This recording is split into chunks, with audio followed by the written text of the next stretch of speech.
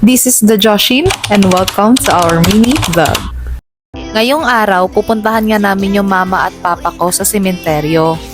Dumaan nga kami sa 7-Eleven para bumili ng siopaw at Big Bite at Coke na rin.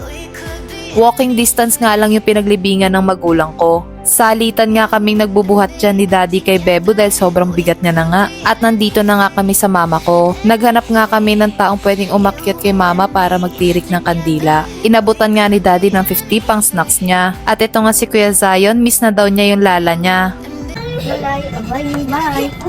Sunod naman, pumunta kami kay Papa. Opo, hindi po sila magkatabi pero pinag-iipunan ko po yun. Yung kay Papa nga may hagdanan kaya hindi mahirap magtirik ng kandila.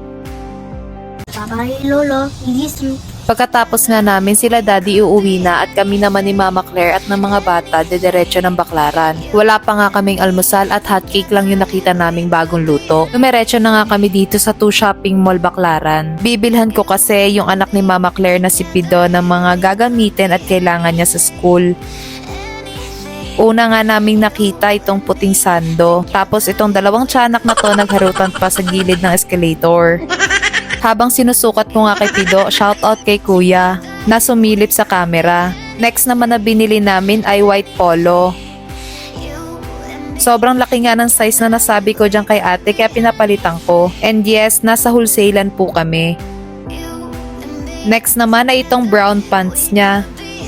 Pinagtapad ko nga yung polo at pants at mukhang malaki pa rin yung size, pinapalitan ko nga ulit kay ate. At ito na nga yung final decision sa polo. Sabi ko, ay perfect ate, balot mo na yan. Balot mo na rin tong dalawang tiyanak. Ang kukulit eh. Next naman na binili namin ay boxer. Hindi ko talaga pinagbe-brief yung mga bata. Sinukat ko nga dyan, baka magkamali na naman ako ng bili. At itong si Kuya Zion, entrimida, gusto niya siya magbayad. Next naman na binili namin ay PE pants ni Kuya Pido. Retail nga lang yung binili ko dyan. Kasi isang beses lang naman gagamitin sa isang linggo.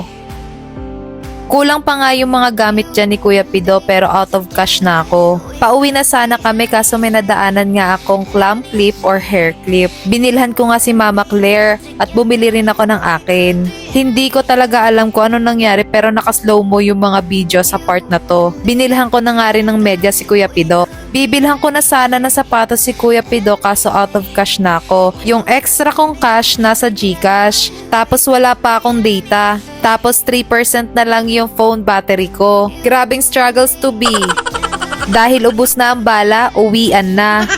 O siya, hanggang dito na lang. See you on our next vlog. Bye!